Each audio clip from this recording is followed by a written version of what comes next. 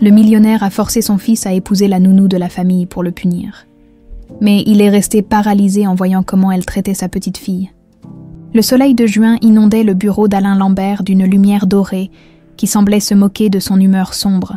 Debout devant la fenêtre, les mains croisées dans le dos, le patriarche de 65 ans contemplait les jardins impeccables de sa propriété parisienne. 3 générations de Lambert avaient bâti cet empire. Et lui, Alain, l'avait propulsé vers des sommets inégalés. Pourtant, en cet instant précis, il sentait tout s'effondrer comme un château de cartes. « Répète-moi ça », ordonna-t-il sans se retourner. Sa voix tranchante comme une lame, derrière lui, Adrien, son fils unique, se tenait immobile, le visage pâle. À 28 ans, il avait le même port altier que son père. Mais aujourd'hui, il semblait rapetissé, comme un enfant pris en faute. « Pauline est enceinte », murmura-t-il. « De 3 mois. » Alain pivota lentement, son regard d'acier transperçant son fils. « De 3 mois », répéta-t-il avec un calme effrayant. « Et tu comptais me l'annoncer quand exactement, le jour de l'accouchement ? Je l'ai appris il y a 1 semaine, se défendit Adrien. J'avais besoin de temps pour... Pourquoi ? Coupa Alain en frappant son bureau du plat de la main. Pour réfléchir à comment tu allais expliquer que l'héritier des Lambert a engrossé la bonne à tout faire. Ne l'appelle pas comme ça, s'emporta Adrien. Pauline est. Pauline est quoi ? Railla Alain. Une jeune femme respectable, une amoureuse transie, ou simplement une opportuniste qui a vu une occasion en or de s'incruster dans une famille fortunée. Le silence retomba, lourd et oppressant. Dehors, le jardinier taillait méthodiquement les haies de buis. Inconscient du drame qui se jouait derrière les vitres étincelantes, « Ce n'était pas prémédité », reprit Adrien d'une voix plus posée. « C'est arrivé après l'enterrement de maman. Nous étions tous les 2. Ne mêle pas ta mère à ça, » tonna Alain, perdant soudain son masque de froideur. Marie se retournerait dans sa tombe si elle savait ça. Le nom de sa défunte épouse flotta dans l'air comme un fantôme. Marie Lambert, décédée 6 mois plus tôt d'un cancer foudroyant, avait emporté avec elle la seule parcelle d'humanité d'Alain. Depuis, l'homme s'était retranché derrière un mur d'intransigeance, plongeant corps et âme dans les affaires pour fuir le vide qu'elle avait laissé. « J'aime Pauline », affirma Adrien. Redressant les épaules, « Et j'assumerai mes responsabilités, nous avons déjà décidé de... » « De quoi ?» interrompit Alain avec un rictus. « De vivre un grand amour dans un petit appartement, pendant que tu joues au papa modèle avec ton salaire de débutant chez Fournier & Associés ?» Adrien serra les dents. Le poste qu'il occupait dans cette entreprise concurrente, il l'avait décroché seul, refusant d'intégrer l'empire familial sous la coupe étouffante de son père. C'était sa seule rébellion, et Alain ne manquait jamais une occasion de la tourner en dérision. « Nous nous débrouillerons », insista le jeune homme. « Non », trancha Alain en contournant son bureau pour se rasseoir, signifiant que sa décision était prise. « Tu l'épouseras. » Cette déclaration tomba comme un coup près, laissant Adrien interdit. « Pardon, tu m'as parfaitement entendu », poursuivit Alain en joignant les mains devant lui. « Dans 1 mois, maximum, une cérémonie discrète mais élégante, juste la famille proche, nous annoncerons ensuite la grossesse comme une heureuse nouvelle pour les jeunes mariés. Mais je ne comprends pas, balbutia Adrien. Je pensais que tu serais furieux, que tu voudrais que je m'en débarrasse. Que... C'est exactement ce que cette fille attend, sourit froidement Alain. Que je joue les patriarches tyranniques pour que tu t'enfuis avec elle comme un preux chevalier. Et alors, le scandale serait bien pire. Il se leva et s'approcha de son fils, posant une main lourde sur son épaule. Les Lambert ne fuient pas leurs responsabilités. Adrien, nous faisons face. Toujours, cette fille veut entrer dans la famille. Soit, mais à mes conditions. À l'autre bout du manoir, ignorant tout de cette conversation qui scellait son destin, Pauline Dumont rangeait soigneusement le linge fraîchement repassé. À 23 ans, son visage délicat était encadré de boucles châtaines qu'elle tentait vainement de discipliner en un chignon strict. Ses mains fines s'activaient, avec méthode, mais son esprit était ailleurs, tournoyant dans un maelstrom d'angoisse. 3 mois qu'elle portait en elle cet enfant, fruit d'une nuit où le chagrin et la solitude avaient abattu toutes les barrières entre elle et Adrien, une nuit qu'elle ne regrettait pas. Malgré les conséquences, orpheline depuis l'âge de 8 ans, ballottée de foyer en famille d'accueil, Pauline s'était juré que son enfant ne connaîtrait jamais l'abandon, Même si cela signifiait affronter le redoutable Alain Lambert, un coup discret à la porte la fit sursauter. Adrien se tenait dans l'embrasure. Le visage défait. « Il sait », annonça-t-il simplement. Le cœur de Pauline manqua un battement. Comment a-t-il réagi? Adrien passa une main tremblante dans ses cheveux. « Il veut qu'on se marie. »« Quoi ?» souffla Pauline, incrédule.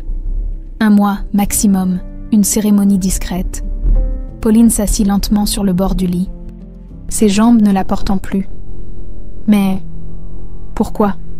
Je croyais qu'il me détestait, qu'il me considérait comme une opportuniste, » compléta Adrien avec un sourire amer. « C'est toujours le cas. Il pense que tu as fait exprès de tomber enceinte pour t'incruster dans la famille. » « C'est absurde, » s'indigna Pauline. « Je ne savais même pas qui tu étais quand j'ai été engagée. Jamais je n'aurais imaginé que... »« Je sais, » l'apaisa Adrien en s'asseyant près d'elle. « Mais mon père voit des complots partout. À ses yeux, ce mariage est la meilleure façon de contrôler la situation, de nous contrôler. » Un silence pesant s'installa entre eux. Dehors, le ciel s'était assombri, annonçant un orage imminent. « Tu n'es pas obligé d'accepter, » reprit doucement Adrien. « On peut partir, recommencer ailleurs. J'ai quelques économies et mon salaire. »« Non, » l'interrompit Pauline en secouant la tête. « Je ne fuirai pas cette fois. » Elle posa inconsciemment une main sur son ventre encore plat. « Cet enfant mérite mieux que des parents en cavale. Si ton père veut jouer à ce jeu, alors jouons. Mais qu'il sache une chose, je ne suis pas celle qu'il croit. » 1 mois plus tard, sous la voûte austère d'une petite église du 16e arrondissement, Pauline remontait l'allée au bras d'un cousin éloigné d'Adrien. Faute de famille propre pour la conduire, sa robe, d'une élégance discrète, dissimulait parfaitement les premiers signes de sa grossesse. Face à l'autel, Adrien l'attendait, raide dans son costume sombre. Leurs regards se croisèrent, mélange de résignation et de détermination partagée, dans le premier rang. Alain Lambert observait la scène, impassible. Son plan était en marche. Ce mariage forcé serait l'épreuve parfaite. Soit cette fille révélerait sa vraie nature d'arriviste, et le mariage serait annulé proprement. Soit... non, il n'y avait pas d'autre option.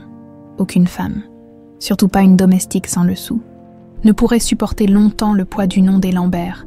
Ce qu'il ignorait, c'est que Pauline Dumont avait survécu à bien pire que le mépris d'un homme, fût-il l'un des plus puissants de Paris, et qu'en son sein grandissait déjà la petite créature qui un jour ferait s'écrouler l'empire de certitude d'Alain Lambert. « Vous pouvez embrasser la mariée », annonça le prêtre après l'échange des consentements. Le baiser fut bref, à peine plus qu'un effleurement, mais dans ce contact fugace, quelque chose passa entre eux, une promesse silencieuse. Ensemble, ils survivraient à cette tempête. L'appartement que leur avait généreusement octroyé Alain se trouvait dans l'aile ouest du manoir Lambert.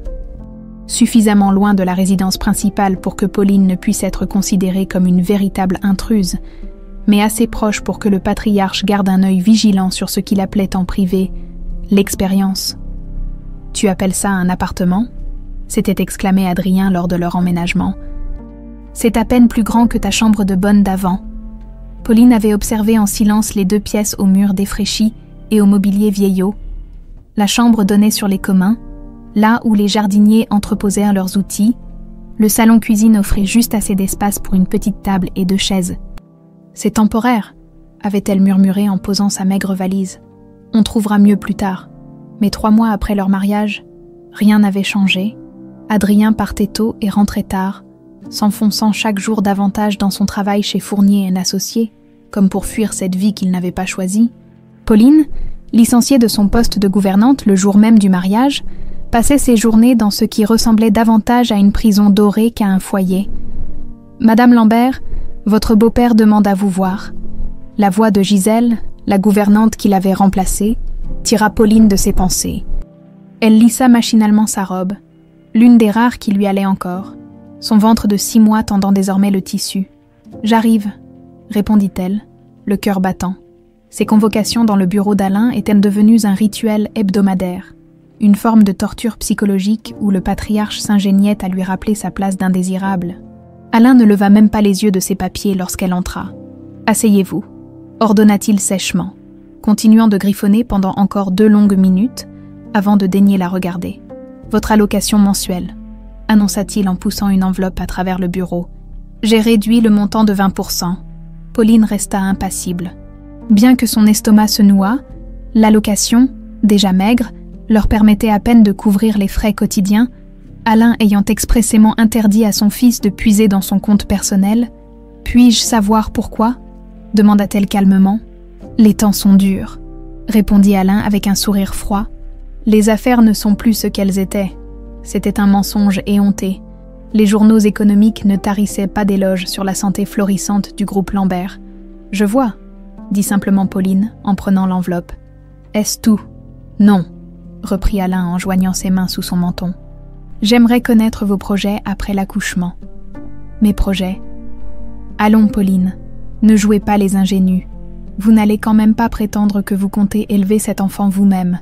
Une nurse serait plus. »« Je n'ai pas besoin de nurse, » coupa Pauline, son calme habituel vacillant pour la première fois.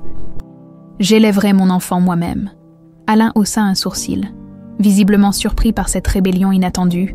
« Comme vous voudrez, » concéda-t-il avec un geste désinvolte.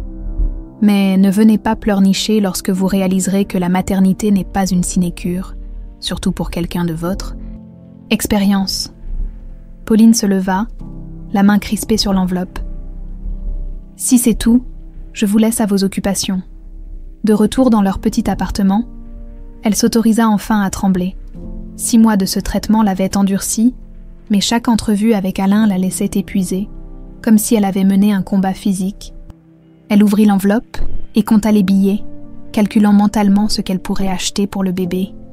La layette était encore incomplète, et le berceau qu'elle avait repéré dans une brocante du quartier resterait un rêve inaccessible. Le soir venu, Adrien rentra plus tôt que d'habitude, le visage fermé. « Mon père m'a convoqué aujourd'hui », annonça-t-il en jetant sa veste sur une chaise. « Il a réduit notre allocation. »« Je sais », répondit doucement Pauline. « Il me l'a annoncé ce matin. »« Et tu ne dis rien », s'emporta Adrien. « Tu acceptes ça comme tout le reste. » Pauline le dévisagea, surprise par cette colère soudaine. « Que veux-tu que je fasse ?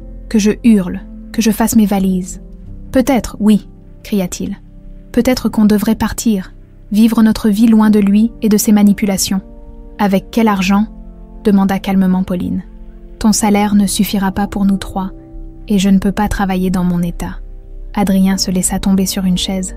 « Vaincu, je suis désolé, » murmura-t-il. « Je suis tellement impuissant. » Pauline s'approcha et posa une main sur son épaule. « Nous ne sommes pas impuissants, nous sommes patients. » Cette nuit-là, blottie contre le mur pour laisser à Adrien le plus d'espace possible dans leur lit étroit, Pauline sentit son bébé bouger en elle. Une petite vie obstinée comme elle. « Nous tiendrons bon, » chuchota-t-elle. « Pour toi. » Les 3 mois suivants s'écoulèrent dans une routine morose. Pauline économisait sou par sou, récupérait des vêtements de bébé auprès de la femme du jardinier dont le dernier-né venait de fêter son premier anniversaire. Adrien, quant à lui, s'éloignait de plus en plus, rentrant parfois si tard que Pauline s'endormait avant son retour. Ce fut une nuit de décembre, alors qu'un vent glacial s'engouffrait par les fenêtres mal isolées de leur appartement, que les premières contractions la saisirent. Adrien était absent. Encore une fois, retenue par un dîner d'affaires, Gisèle appela Pauline, frappant à la porte de la gouvernante qui logeait à l'étage au-dessus. « S'il vous plaît, j'ai besoin d'aide. » Ce fut Alain qui ouvrit, en robe de chambre, un verre de cognac à la main. « Qu'est-ce que ce vacarme ?» gronda-t-il, avant de noter le visage crispé de douleur de sa belle-fille. « Oh, c'est le moment, je présume. »« Oui, » haleta Pauline, s'appuyant contre le chambranle.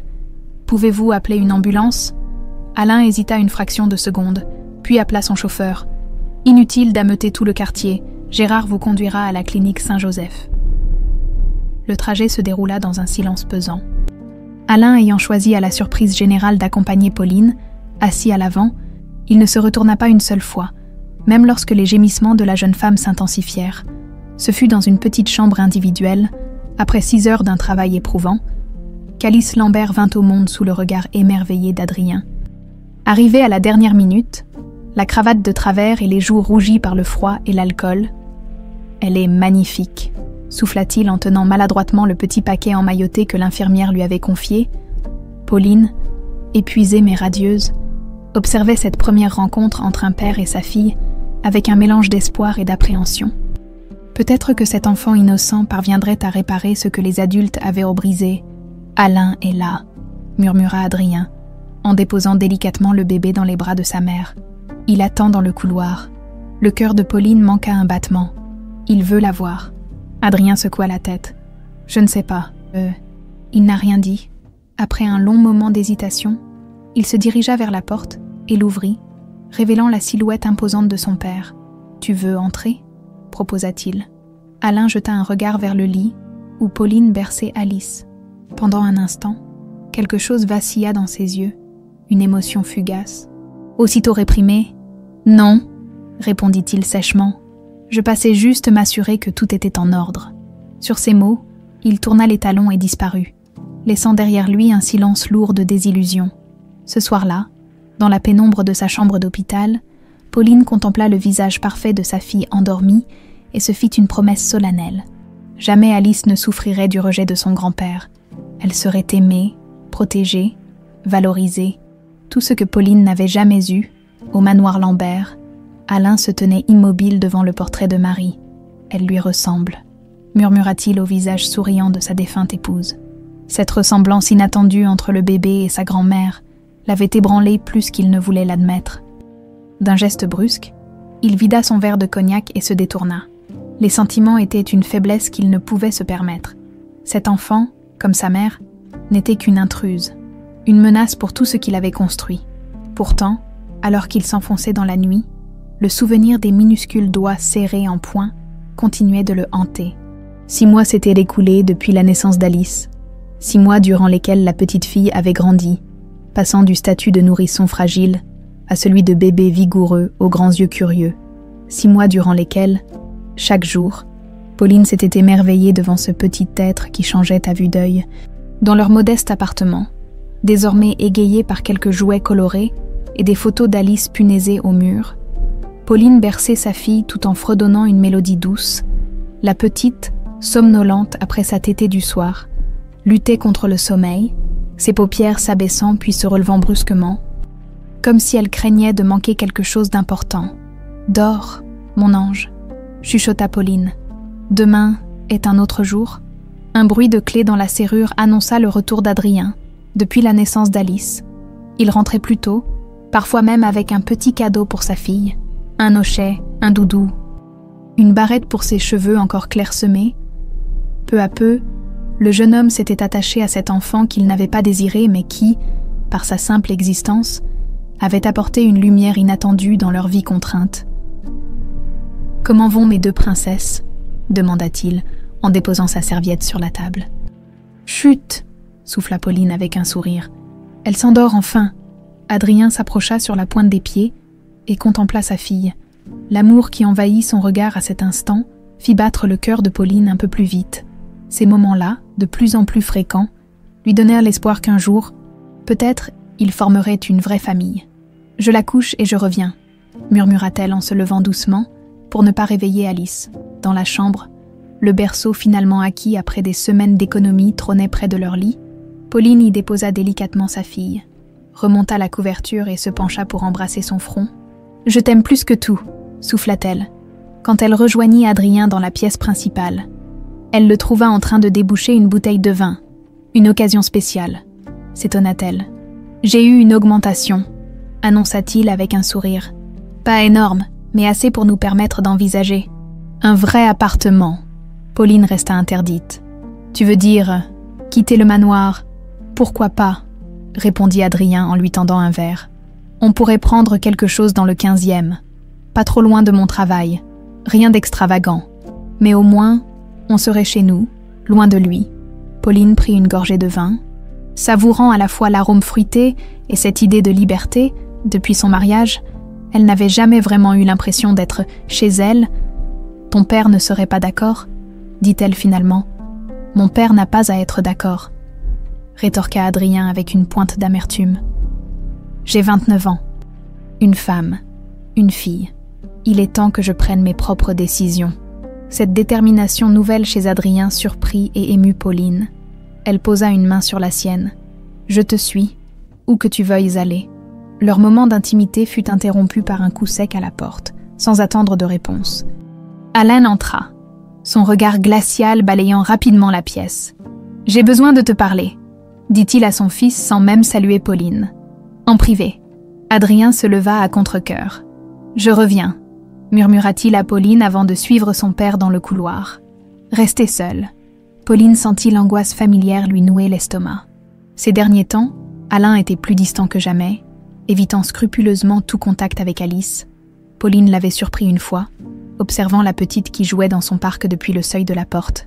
Mais il s'était aussitôt éclipsé, comme pris en faute, au bout de 20 minutes. Adrien revint, le visage fermé. « Qu'est-ce qu'il voulait ?» demanda doucement Pauline. « Fournier & Associés a remporté un gros contrat que mon père convoitait, » expliqua Adrien en se rasseyant lourdement. « Il est persuadé que j'ai transmis des informations confidentielles, que j'ai trahi les Lambert. »« C'est ridicule, » s'indigna Pauline. « Tu ne ferais jamais ça. »« Bien sûr que non, » soupira Adrien. « Mais mon père voit des trahisons partout, et maintenant il menace de couper complètement notre allocation si je ne démissionne pas. » Le rêve d'indépendance évoqué quelques minutes plus tôt s'évanouit comme une bulle de savon, sans l'allocation d'Alain. Même avec son augmentation, il pourrait difficilement subvenir à leurs besoins et à ceux d'Alice. « Qu'est-ce que tu vas faire ?» demanda Pauline, craignant déjà la réponse. « Je ne sais pas », avoua Adrien, visiblement tiraillé. « Je pourrais chercher un autre poste, mais ça prendrait du temps, et avec le bébé, à cet instant précis, » un cri aigu retentit depuis la chambre. Alice s'était réveillée.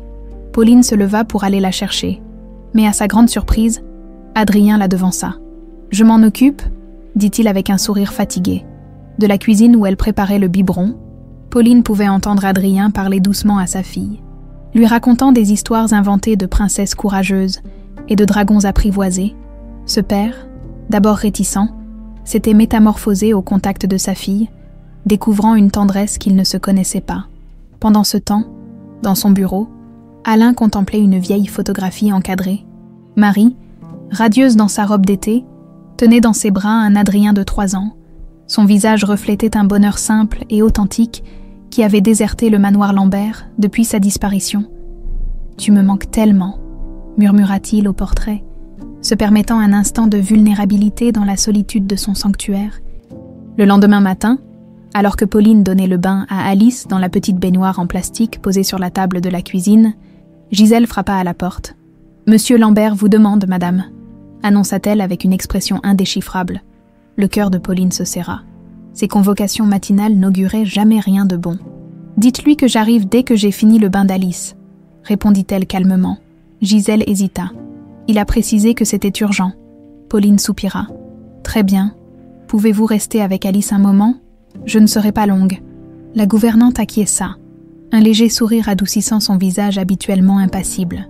Malgré sa loyauté envers son employeur, elle s'était prise d'affection pour la petite Alice, dont les éclats de rire résonnaient comme une musique dans l'austère manoir, dans le bureau d'Alain. La tension était palpable. Le patriarche se tenait debout près de la fenêtre, exactement comme le jour où Adrien lui avait annoncé la grossesse de Pauline. « Votre allocation sera supprimée à partir du mois prochain », annonça-t-il sans préambule, dès que Pauline eut refermé la porte. « Je vois », répondit-elle, s'efforçant de maîtriser le tremblement de sa voix. « Puis-je savoir pourquoi ? Votre mari a choisi la loyauté envers Fournier plutôt qu'envers sa propre famille, » déclara froidement Alain. « Il en assume maintenant les conséquences. » Pauline redressa les épaules. « Adrien n'a trahi personne. Il fait simplement son travail, avec intégrité. »« Intégrité ?» ricana Alain. « Un concept bien relatif, n'est-ce pas ?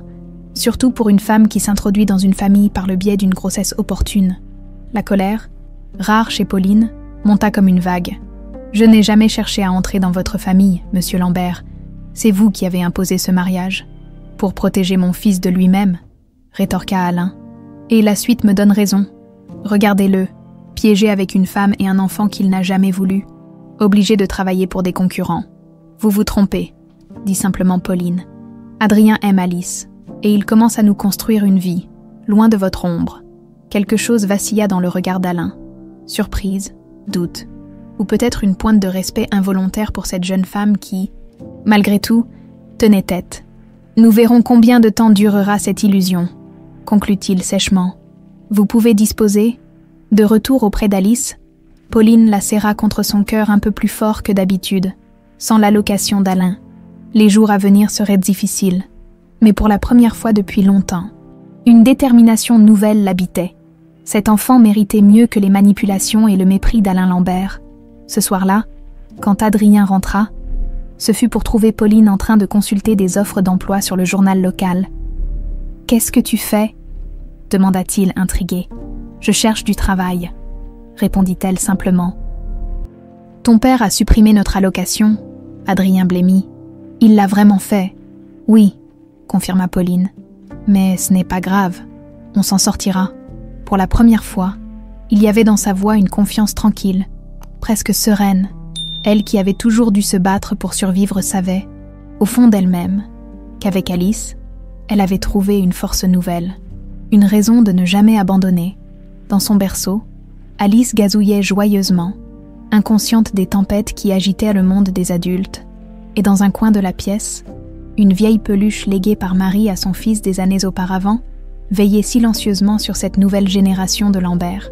Les mois avaient passé, transformant Alice en une fillette d'1 an aux joues rondes et au regard espiègle. Le printemps avait envahi Paris, apportant avec lui une douceur nouvelle et l'espoir d'un avenir moins sombre. Pauline avait finalement trouvé un emploi à mi-temps dans une pharmacie du quartier, permettant ainsi au jeune couple de survivre malgré la suppression de l'allocation d'Alain. Ce matin-là, tandis qu'elle préparait Alice pour la crèche municipale où la petite passait désormais ses matinées, Pauline remarqua une rougeur inhabituelle sur les joues de sa fille. « Tu es bien chaude, mon cœur », murmura-t-elle en posant ses lèvres sur le front de l'enfant. Alice, d'ordinaire si vive, semblait léthargique. Ses yeux habituellement pétillants voilés par la fièvre, Pauline posa sa main sur son front et sentit une chaleur inquiétante. « Pas de crèche aujourd'hui », décida-t-elle immédiatement, décrochant le téléphone pour prévenir son employeur qu'elle ne pourrait pas venir travailler. Au fil des heures, l'état d'Alice empira, sa température grimpait inexorablement malgré le paracétamol, et une toux sèche, presque métallique, secouait son petit corps. Pauline, de plus en plus inquiète, appela le pédiatre qui suivait Alice depuis sa naissance. « Emmenez-la aux urgences », conseilla ce dernier après avoir écouté les symptômes. Ça ressemble à une bronchiolite sévère.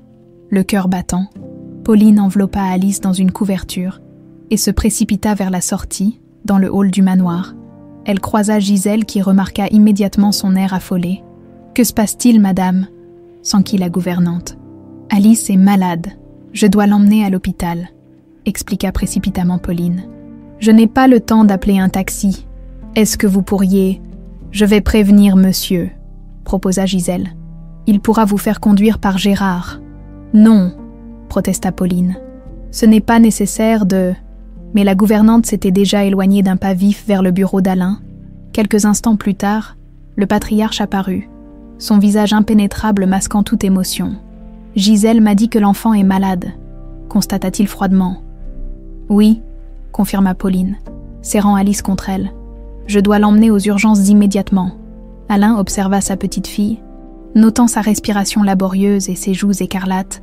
Pendant un bref instant, une ombre d'inquiétude traversa son regard, si fugace que Pauline crut l'avoir imaginé. « Gérard vous conduira », décida-t-il. « Ce sera plus rapide qu'un taxi. »« Merci », souffla Pauline, surprise par cette aide inattendue. Le trajet jusqu'à l'hôpital Necker se déroula dans un silence tendu, uniquement troublé par la respiration sifflante d'Alice. À sa grande surprise, Alain avait choisi de les accompagner. Assis raide sur le siège avant, son profil austère reflété dans la vitre, aux urgences pédiatriques, la situation s'accéléra. Alice, dont l'état s'était encore détérioré pendant le trajet, fut immédiatement prise en charge par une équipe médicale. Les termes « détresse respiratoire » et « oxygène » résonnaient comme des coups de marteau dans la tête de Pauline. « Vous devez attendre ici », lui indiqua fermement une infirmière en lui désignant une salle d'attente. « Le médecin viendra vous voir dès que possible. » Désemparée, Pauline se laissa tomber sur une chaise en plastique, ses jambes ne la portant plus. Elle avait appelé Adrien qui avait promis de les rejoindre au plus vite, mais en attendant, elle était seule seul avec sa peur, seul avec... Alain prit place sur la chaise voisine. Son regard fixé sur la porte par laquelle Alice avait disparu. « Elle est forte », déclara-t-il sobrement. Comme sa mère. Pauline leva les yeux, stupéfaite par ce qui ressemblait presque à un compliment. Était-ce la situation qui rendait Alain plus humain? Ou avait-elle mal entendu? « J'espère que vous avez raison », murmura-t-elle. La gorge nouée par l'angoisse, les minutes s'étirèrent en heures interminables. Pauline, incapable de rester immobile, faisait les 100 pas dans la salle d'attente, s'arrêtant à chaque ouverture de porte dans l'espoir d'avoir des nouvelles. Alain, quant à lui, n'avait pas bougé, telle une statue de marbre dont seuls les doigts tambourinant occasionnellement sur l'accoudoir trahissaient l'attention. Quand le médecin apparut enfin, Pauline se précipita vers lui. « Comment va-t-elle » demanda-t-elle, la voix tremblante. « Nous avons stabilisé son état », expliqua le praticien. « Il s'agit bien d'une bronchiolite sévère, compliquée par un début de pneumonie. Nous l'avons mise sous oxygène et commencé une antibiothérapie. Elle va devoir rester hospitalisée quelques jours. Je peux la voir, supplia Pauline. Bien sûr, mais elle est sous sédatif pour l'instant, pour l'aider à respirer plus facilement. Elle dort. Et les frais, intervint Alain, se levant à son tour. A-t-elle besoin d'une chambre particulière? Le médecin le dévisagea. Surpris par cette question pragmatique en pleine urgence médicale, une chambre double serait suffisante, mais elle aura une chambre particulière, trancha Alain. Je m'en occupe. Sans attendre de réponse. Il s'éloigna vers le bureau des admissions, laissant Pauline interdite, ce geste de générosité. Si contraire à l'attitude qu'il avait adoptée jusque-là, la déstabilisait complètement. Dans la petite chambre stérile où Alice avait été installée, Pauline contemplait sa fille endormie, reliée à divers moniteurs qui émettaient des bips réguliers. Elle semblait si fragile, si vulnérable dans ce grand lit médical. Des larmes silencieuses coulaient sur les joues de Pauline, tandis qu'elle tenait la minuscule main d'Alice entre les siennes. « Je suis là, mon cœur », murmurait-elle. « Maman est là. » Un mouvement à la porte lui fit lever les yeux. Alain se tenait sur le seuil, hésitant visiblement à entrer. « Les formalités sont réglées », annonça-t-il à voix basse. « Elle peut rester aussi longtemps que nécessaire. »« Merci », répondit simplement Pauline. Alain fit un pas dans la chambre, ses yeux fixés sur sa petite fille. Pour la première fois, il la regardait vraiment, sans détourner le regard, sans masque de mépris ou d'indifférence. Elle ressemble à Marie, constata-t-il doucement. Les mêmes sourcils, la même courbe de joue. Pauline acquiesça, surprise par cette remarque. Adrien le dit aussi. Un silence s'installa, moins pesant que ceux auxquels ils étaient habitués, puis Alain se racla la gorge, comme gêné par ce moment de vulnérabilité. « Je vais attendre dehors », décida-t-il. Adrien ne devrait plus tarder. Effectivement, quelques minutes plus tard, Adrien arriva en trombe, le visage défait par l'inquiétude. Il serra Pauline dans ses bras avec une force désespérée, puis s'approcha du lit pour caresser doucement la joue d'Alice. « Ma princesse », murmura-t-il, la voix brisée par l'émotion. « Elle va s'en sortir », le rassura Pauline. Le médecin a dit qu'elle répondait bien au traitement. Adrien hocha la tête, incapable de parler. Puis, remarquant l'absence de son père qu'il avait croisé dans le couloir, il demanda « Mon père, il était vraiment avec toi ?»« Oui », confirma Pauline. « Il m'a fait conduire ici par Gérard.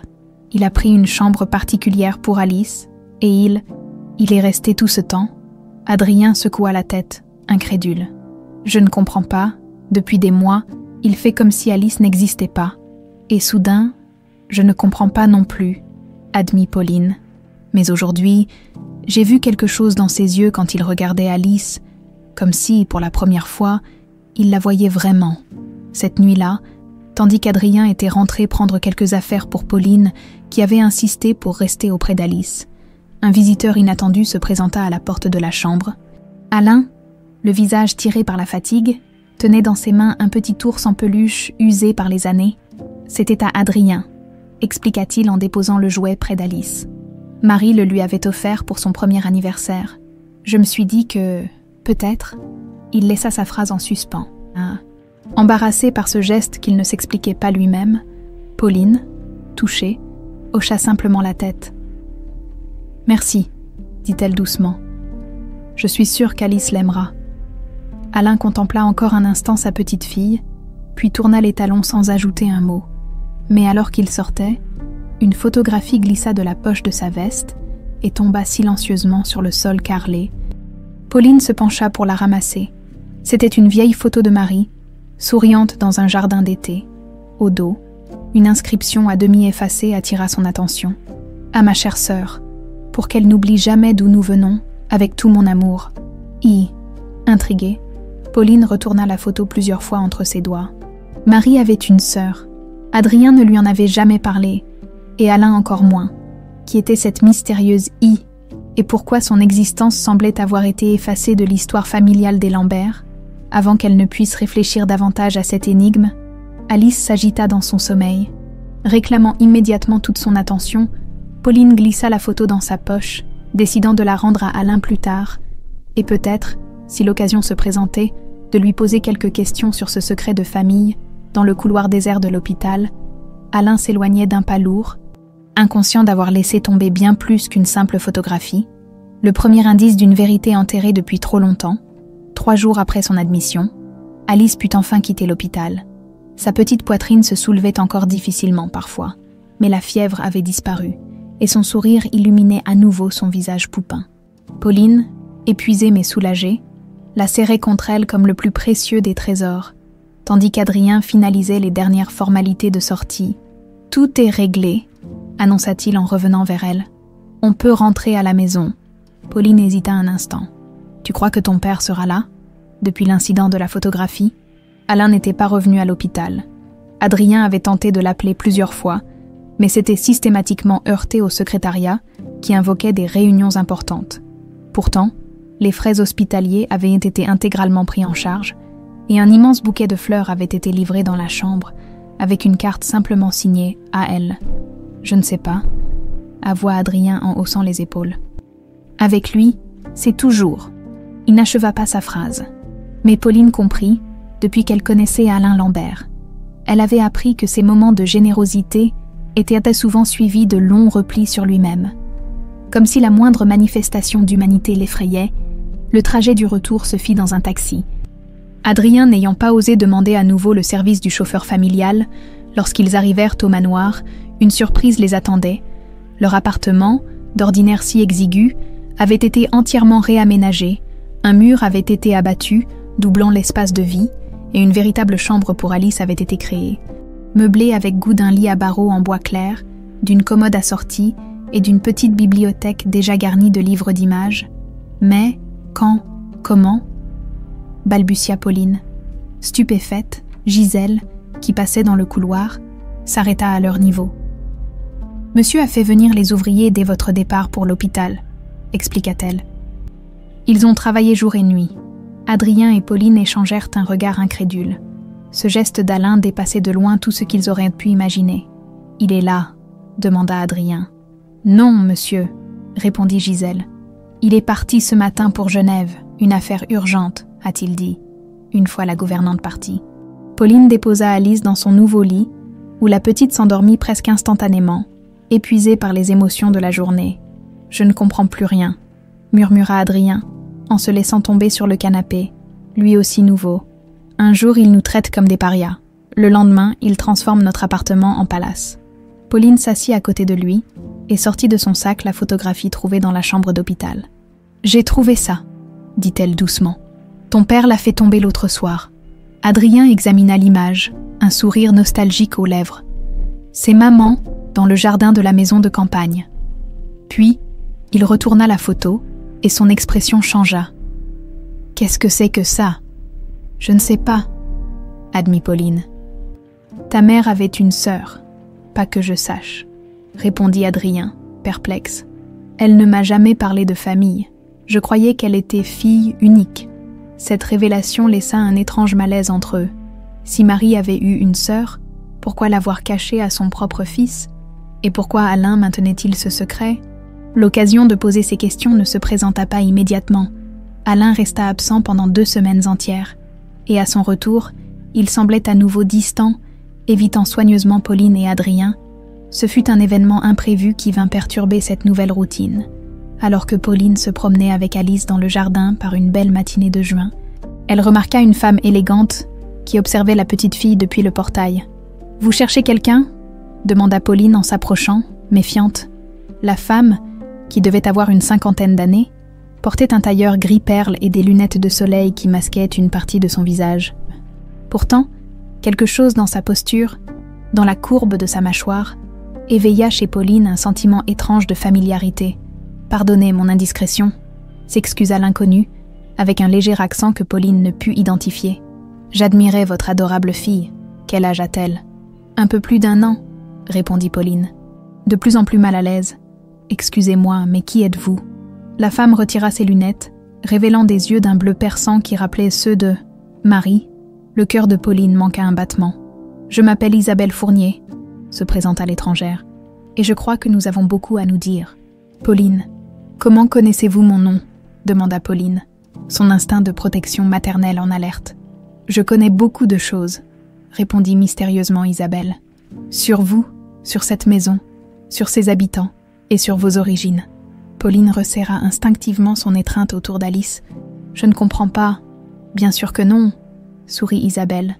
Mais son sourire n'atteignait pas ses yeux. Alain a toujours excellé dans l'art de cacher la vérité, mais le temps des secrets est révolu.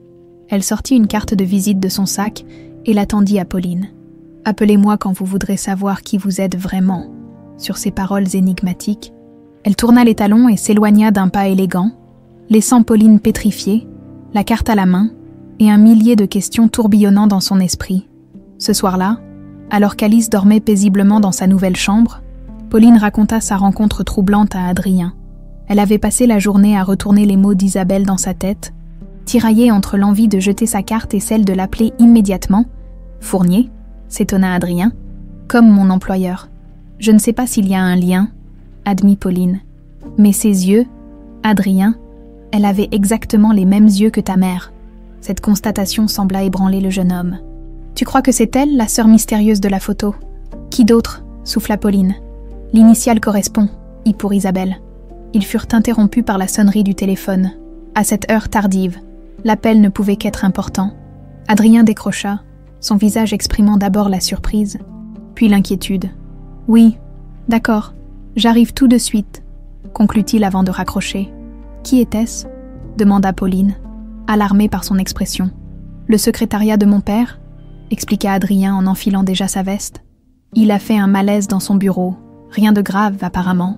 Mais le médecin veut que quelqu'un reste avec lui cette nuit. » Pauline hésita un instant. « Tu veux que je vienne ?»« Non, reste avec Alice, » décida Adrien. « Je t'appellerai s'il y a du nouveau. » Une fois seule, Pauline ne put s'empêcher de ressortir la carte d'Isabelle, un numéro de téléphone y était inscrit, ainsi qu'une adresse dans le 7e arrondissement. Que savait cette femme sur ses origines ? Pauline, orpheline depuis l'enfance, n'avait jamais connu ses parents. Mort dans un accident de voiture, alors qu'elle n'avait que 8 ans, sans famille connue, elle avait grandi dans différents foyers, ballottée d'une famille d'accueil à l'autre jusqu'à sa majorité. L'idée qu'Isabelle puisse détenir des informations sur son passé la rendait à la fois anxieuse et fébrile, mais pouvait-elle lui faire confiance ? Cette apparition soudaine, ces allusions mystérieuses, tout cela ressemblait à un piège. Adrien ne rentra qu'au petit matin, les traits tirés par une nuit blanche. « Comment va ton père ?» s'enquit immédiatement Pauline. « Mieux », soupira Adrien en se laissant tomber sur une chaise. Le médecin parle de surmenage et de tension artérielle. Il lui a prescrit du repos. « Il t'a parlé, à peine », grimaça Adrien. « Ah, tu le connais ? Il déteste montrer la moindre faiblesse, mais... »« Mais quoi ?» l'encouragea Pauline en lui tendant une tasse de café. « Il a prononcé un nom dans son sommeil », révéla Adrien, l'air troublé. « Isabelle ?» Il a répété plusieurs fois. « Isabelle ne doit pas revenir. » Un frisson parcourut l'échine de Pauline. La coïncidence était trop grande pour être ignorée. « Adrien, » dit-elle lentement. « Je crois que nous devons découvrir qui est vraiment cette femme et quel lien elle a avec ta famille. »« Et avec toi ?» ajouta doucement Adrien. « N'oublie pas qu'elle a prétendu connaître tes origines. » Le doute et l'espoir se mêlèrent sur le visage de Pauline. Toute sa vie, elle avait vécu avec le vide laissé par l'absence de ses parents, sans racines, sans histoire familiale. L'idée qu'une part de ce mystère puisse enfin être éclaircie la tentait terriblement. « Je vais l'appeler », décida-t-elle finalement. « Mais pas seule, tu seras avec moi. » Adrien acquiesça et serra sa main dans un geste de soutien.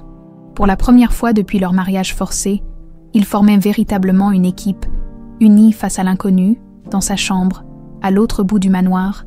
Alain Lambert fixait le plafond, les poings serrés sur sa couverture. Isabelle était de retour. Après toutes ces années, le passé qu'il avait si soigneusement enterré refaisait surface, menaçant de tout détruire. Et au centre de cette tempête qui s'annonçait se trouvait Pauline. Pauline dont il commençait à peine à entrevoir la véritable identité. Pauline dont la ressemblance troublante avec Marie prenait soudain tout son sens. « Que dois-je faire, Marie ?» murmura-t-il au portrait de sa défunte épouse, posé sur sa table de chevet. « Comment puis-je protéger ce que nous avons construit ?» Seul le silence lui répondit. Un silence lourd de secrets trop longtemps gardés. La nuit était tombée sur Paris, enveloppant le manoir Lambert dans un silence feutré. Alice, agitée par une poussée dentaire, refusait obstinément de s'endormir malgré les efforts de Pauline. La jeune femme avait tout essayé, le gel apaisant, la tétine réfrigérée, le doudou préféré, rien n'y faisait. La petite, d'ordinaire si facile à coucher, pleurait à chaudes larmes, ses gencives douloureuses la faisant souffrir. « Allons, mon cœur », murmurait Pauline en la berçant doucement. « Ça va passer. » « Je te promets. » Épuisée, Pauline commença à fredonner, presque machinalement, une mélodie qui remontait des tréfonds de sa mémoire, une berceuse dont elle ignorait l'origine, mais qui avait toujours eu le don de l'apaiser pendant son enfance mouvementée dans les foyers.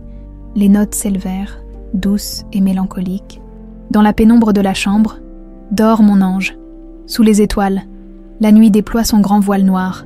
Je veille sur toi sans défaille, jusqu'aux lueurs du premier soir. Comme par magie, Alice cessa progressivement de pleurer, ses grands yeux fixés sur sa mère avec fascination. Ses paupières commencèrent à s'alourdir, et bientôt sa respiration devint régulière, profonde. « Comment as-tu fait ça ?» La voix d'Adrien, qui se tenait sur le seuil de la porte, fit sursauter Pauline. « Je ne sais pas », avoua-t-elle en déposant délicatement Alice dans son berceau. « C'est une vieille chanson qui me vient naturellement. »« Elle est magnifique », murmura Adrien en s'approchant. « Et visiblement efficace. » Pauline sourit en contemplant leur fille enfin endormie. « J'ignore d'où elle vient. Je crois que c'est une des rares choses que je garde de mes parents. Un souvenir flou, presque effacé. » Dans le couloir, une silhouette se figea. Alain, qui passait par là en direction de sa chambre, s'était immobilisé en entendant la mélodie. Son visage, habituellement si impassible, était décomposé, comme s'il venait de voir un fantôme. « Impossible !»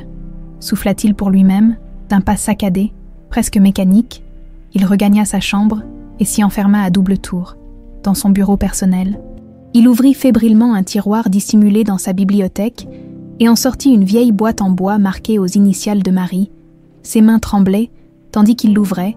À l'intérieur, soigneusement rangées, se trouvaient des lettres jamais envoyées, des photographies jaunies, et au fond, un petit carnet de cuir usé, le journal intime de Marie. Alain n'avait jamais osé le lire, respectant jusqu'au bout l'intimité de celle qu'il avait aimée plus que tout. Mais ce soir, la berceuse avait fait voler en éclats toutes ses certitudes. Pendant ce temps, Adrien et Pauline, assis dans leur salon, discutaient à voix basse pour ne pas réveiller Alice. « J'ai contacté Isabelle Fournier ce matin », annonça Pauline. « Nous avons rendez-vous demain à midi, dans un café près de la Tour Eiffel. » Adrien hocha la tête, l'air préoccupé. « Je n'aime pas ça, Pauline. Cette femme apparaît de nulle part, prétend connaître ton passé, fait vaciller mon père. Je comprends tes inquiétudes, » répondit doucement Pauline. « Mais je dois savoir, Adrien, toute ma vie, j'ai vécu sans racines, sans histoire. Si cette femme détient des réponses. » Elle n'acheva pas sa phrase. Mais Adrien comprit, pour lui qui avait grandi entouré d'une famille. Fut-elle dysfonctionnelle ? Il était difficile d'imaginer le vide qu'avait représenté pour Pauline l'absence totale de liens familiaux. « D'accord », concéda-t-il finalement. « Mais je viens avec toi. » Dans sa chambre, Alain feuilletait fébrilement le journal de Marie, cherchant désespérément une confirmation de ses soupçons. Il s'arrêta net sur une entrée datée de 15 ans plus tôt. « Aujourd'hui, j'ai revu Isabelle en secret. Elle va mal. Encore une fois, son mari l'a quittée. la laissant seule avec la petite Pauline. Cet enfant est un rayon de soleil malgré le chaos qui l'entoure. Elle a chanté pour moi la berceuse de notre enfance. Celle que maman nous chantait les soirs d'orage. Je lui ai glissé une enveloppe d'argent, comme d'habitude. Isabelle était gênée, mais elle n'a pas le choix. Alain ne doit jamais savoir que j'aide ma sœur. Il ne me le pardonnerait pas après ce qu'elle a fait. Pauline, ce nom sautait aux yeux d'Alain comme une accusation. Serait-il possible que... Non, c'était trop invraisemblable, trop mélodramatique. Et pourtant, cette berceuse, identique à celle que Marie fredonnait parfois à Adrien quand elle le croyait seul. Le lendemain, à midi précise, Pauline et Adrien pénétrèrent dans le petit café où les attendait Isabelle Fournier. La femme, vêtue d'un élégant ensemble beige, les salua d'un geste de la main. « Je suis heureuse que vous ayez décidé de venir », dit-elle en désignant les chaises face à elle. « Tous les deux, allons droit au but », attaqua Adrien, méfiant. « Qui êtes-vous exactement et que voulez-vous à ma femme ?» Isabelle eut un sourire triste. « Ta femme, c'est encore étrange pour moi de l'entendre. Je suis Isabelle Fournier, née Lambert, la sœur cadette de Marie, ta mère. » Cette confirmation de leurs soupçons laissa Adrien sans voix. Pauline, quant à elle, restait concentrée sur les allusions qu'Isabelle avait faites concernant ses origines. « Vous avez prétendu connaître mon passé, » rappela-t-elle doucement. « Comment est-ce possible? Mes parents sont morts quand j'avais 8 ans. Tes parents adoptifs, » précisa Isabelle, son regard s'adoucissant. « La famille Dumont t'a recueilli quand ta mère biologique ne pouvait plus s'occuper de toi. » Le cœur de Pauline se mit à battre à tout rompre. « Ma mère biologique, vous l'avez connue !» Isabelle détourna le regard, soudain mal à l'aise. « Pauline, il y a des vérités qui sont difficiles à entendre, et plus encore à dire. Je veux savoir. » Insista Pauline, une détermination farouche dans la voix. Isabelle prit une profonde inspiration. « Ta mère biologique. » C'était moi.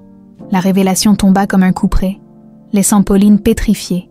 Adrien, stupéfait, regardait alternativement les deux femmes, cherchant une ressemblance qu'il n'avait jamais remarquée auparavant. « C'est impossible, » balbutia finalement Pauline. « Les services sociaux m'ont toujours dit que je n'avais aucune famille, parce que c'est ce que j'ai demandé, » avoua Isabelle, la culpabilité assombrissant son visage. « J'étais jeune, seule, incapable de t'élever correctement.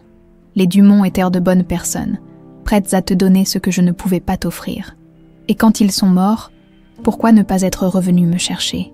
La voix de Pauline tremblait sous l'effet d'une colère naissante. « J'ai essayé, » assura Isabelle. « Mais à ce moment-là, j'avais déjà été bannie de la famille Lambert. Je n'avais plus aucun droit, plus aucun moyen de prouver qui j'étais. Et Marie m'a conseillé d'attendre, de te laisser grandir loin du scandale qui m'avait poursuivi toute ma vie. » « Quel scandale ?» intervint Adrien. Perdue dans ses révélations successives, Isabelle eut un rire amer. « Demande à ton père, Alain Lambert n'a jamais pardonné à la petite sœur effrontée qui avait osé séduire son associé, ruinant ainsi une alliance commerciale stratégique.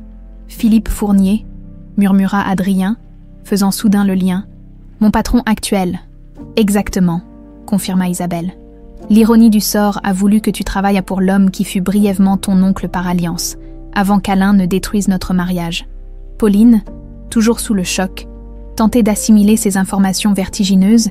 Si Isabelle disait vrai, cela signifiait que Marie avait été sa tante. Et Alain savait, demanda-t-elle d'une voix blanche. « Non, » répondit Isabelle. « Marie a toujours gardé le secret. Elle m'aidait en cachette, t'envoyait des cadeaux anonymes par mon intermédiaire. Elle voulait te protéger de la rancune tenace de son mari. »« C'est trop !» Pauline se leva brusquement, le souffle court. « J'ai besoin d'air. » Elle sortit précipitamment du café, suivie par Adrien qui jeta un regard noir à Isabelle avant de s'élancer derrière sa femme. Dans la rue, Pauline respirait par saccades, tentant de reprendre le contrôle de ses émotions. Adrien la prit doucement par les épaules. « Pauline, regarde-moi, quoi qu'il en soit, ça ne change rien à ce que tu es. »« Ça change tout !» s'écria-t-elle, des larmes roulant sur ses joues. « Si c'est vrai, alors je suis la nièce de Marie, ce qui signifie que nous sommes cousins, » compléta Adrien, réalisant avec stupeur l'implication. Du moins, si cette femme dit vrai. Une ombre s'allongea soudain sur le trottoir devant eux. Ils se retournèrent d'un même mouvement pour découvrir Alain Lambert, plus pâle et hagard qu'ils ne l'avaient jamais vu. « Elle dit vrai », déclara-t-il. la voix rauque. J'ai trouvé les lettres de Marie et la berceuse. Cette berceuse que tu chantais hier soir à Alice, c'était celle de Marie et Isabelle, celle que leur mère leur chantait. Pauline chancela, rattrapée de justesse par Adrien. Vous saviez, accusa-t-elle, la colère perçant à travers le choc. Vous saviez depuis le début qui j'étais. Non, protesta vivement Alain. Je l'ai découvert hier soir, en t'entendant chanter.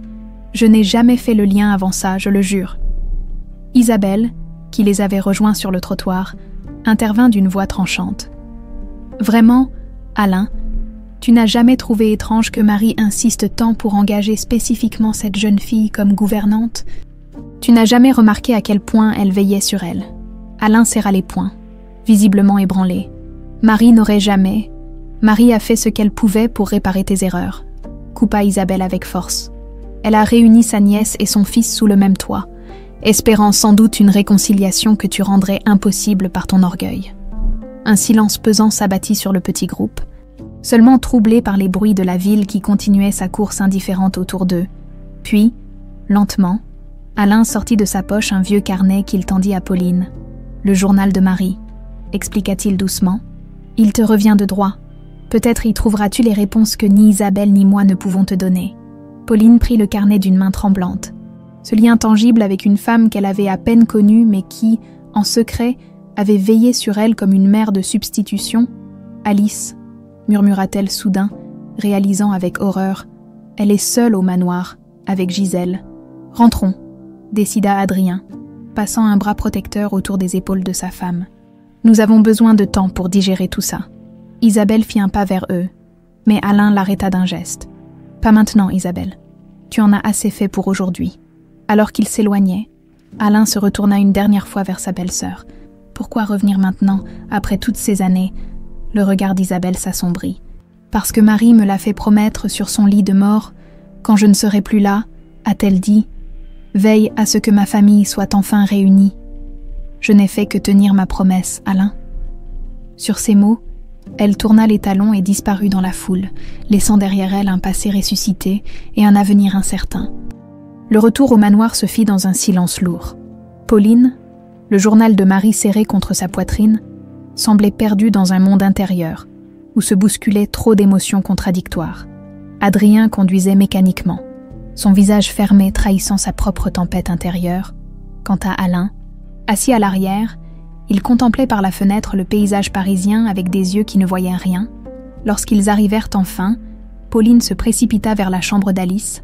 La petite jouait tranquillement sous la surveillance de Gisèle, qui, sentant l'atmosphère tendue, se retira discrètement, après avoir assuré que tout s'était bien passé durant leur absence. « Je monte dans notre chambre », murmura Pauline à Adrien. « J'ai besoin d'être seule un moment. » Il acquiesça, comprenant ce besoin viscéral de s'isoler pour démêler l'écheveau complexe de révélations qui venaient de bouleverser leurs existences.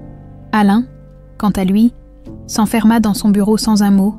Dans la chambre conjugale, Pauline s'assit sur le bord du lit, le journal de Marie posé devant elle. Elle hésitait à l'ouvrir, craignant ce qu'elle pourrait y découvrir, et pourtant, ce petit carnet usé contenait peut-être les réponses qu'elle avait cherchées toute sa vie. D'une main tremblante, elle l'ouvrit finalement à la première page. L'écriture élégante et penchée de Marie semblait presque vivante sur le papier jauni. « Ce journal est mon refuge, le seul endroit où je peux être entièrement honnête. » Alain ne comprendrait pas. Il voit le monde en noir et blanc, quand la vie est faite de nuances infinies de gris. Pauline tourna les pages. Cherchant les premières mentions d'Isabelle, elle s'arrêta sur une entrée datée d'il y a 20 ans.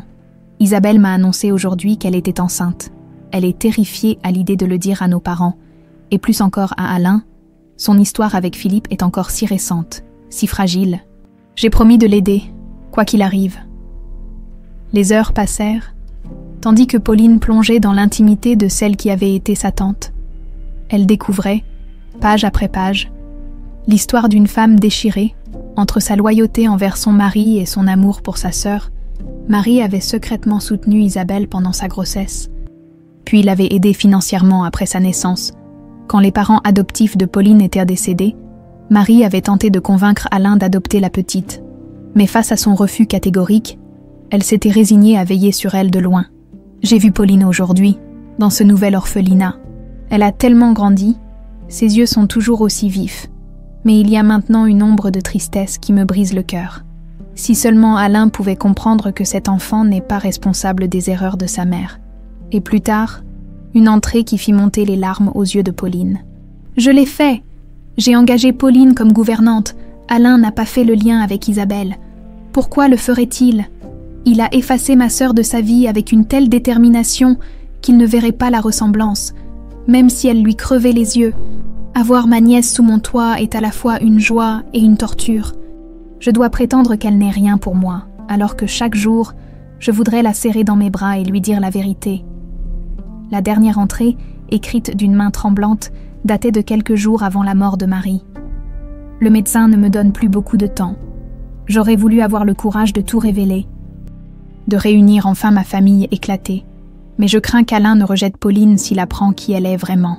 Alors je me tais, emportant ce secret dans la tombe. Pardonne-moi, ma petite Pauline. J'ai demandé à Isabelle de veiller sur toi quand je ne serai plus là. Un jour, peut-être, la vérité pourra éclater sans tout détruire. Les larmes coulaient librement sur les joues de Pauline. Marie l'avait aimée en silence, protégée de loin, sans jamais pouvoir lui montrer cet amour ouvertement. Quelle solitude terrible elle avait dû ressentir, déchirée entre son mari et sa sœur, entre son fils et sa nièce. Un coup discret à la porte la tira de sa lecture. Adrien entra, le visage marqué par l'inquiétude. « Tu vas bien ?» demanda-t-il doucement. « Je ne sais pas, » avoua Pauline. « C'est tellement irréel. » Elle lui tendit le journal et il s'assit à côté d'elle pour le parcourir à son tour. Son expression passait de la surprise à la colère, puis à une profonde tristesse. « Ma mère a souffert en silence toutes ces années, » murmura-t-il finalement. « Et mon père? Ton père ne savait pas ?» rappela doucement Pauline. Marie lui a caché la vérité. Par crainte de sa réaction, rétorqua amèrement Adrien. Elle savait qu'il m'éloignerait de toi s'il apprenait que nous étions cousins. Cette réalité, qu'ils avaient momentanément mise de côté dans le tourbillon des révélations, les frappa à nouveau de plein fouet. Ils étaient le cousin, leur mariage, leur amour naissant, leur enfant. Tout cela existait sur une fondation de liens familiaux qu'ils ignoraient. « Qu'est-ce que ça signifie pour nous, Adrien ?» demanda Pauline, la voix tremblante. « Pour Alice. » Il prit sa main, la serrant avec force. « Ça ne change rien à ce que je ressens pour toi, pour notre fille. Nous nous sommes trouvés dans les pires circonstances. Et malgré tout, nous avons construit quelque chose de beau. Je refuse de laisser le passé détruire ça. » Un nouveau coup à la porte interrompit leur conversation. Cette fois, c'était Alain qui se tenait sur le seuil, l'air plus vieux et plus fatigué que jamais. « Je peux entrer ?»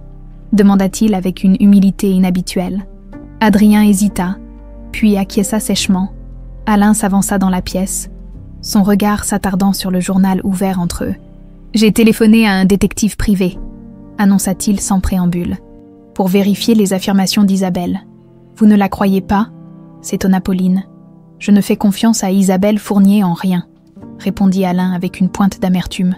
Elle a toujours excellé dans l'art de manipuler les faits à son avantage. Les entrées du journal de Marie confirment pourtant ses dires, intervint Adrien, désignant le carnet. Marie était influençable quand il s'agissait de sa sœur, soupira Alain. Elle n'a jamais pu voir Isabelle telle qu'elle était vraiment, calculatrice, opportuniste. Exactement comme vous me voyez, remarqua doucement Pauline.